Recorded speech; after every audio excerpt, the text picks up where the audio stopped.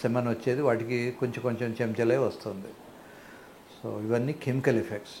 ఇవి కాకుండా man-made problems కొన్ని ఉన్నాయి. మనకు బ్రిటిష్ వాడు పోతూ పోతూ వాడి కల్చర్ మనకు నేర్పించిపోయినాడు.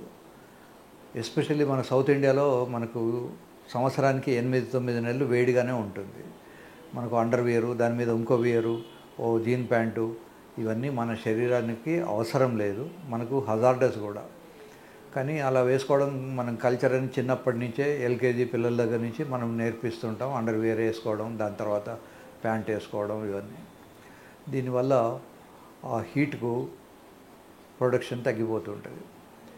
భగవంతుడి సృష్టిలో స్క్రోటం చాలా విచిత్రమైంది.